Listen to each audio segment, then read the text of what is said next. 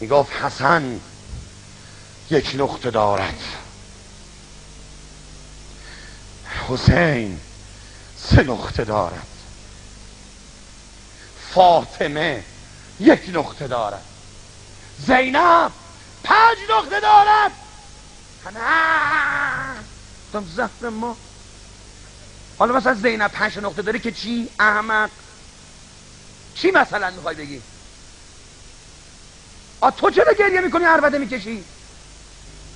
یه چیز بگم از عباس. خب بفرما. یا الله. عباس وقتی تو شکم مادرش حامله بود گاهی ننشو بلند میکرد میکوبید.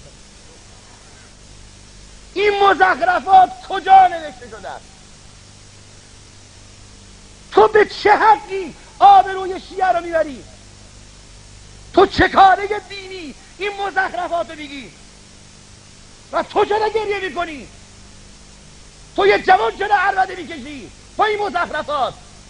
و حالا 4 تا بی‌سواد به نام مذهب، به نام هیئت، به نام حسین هر غلطی دلشو میخواد بکنن و تو میشینی باش عربده بکشی.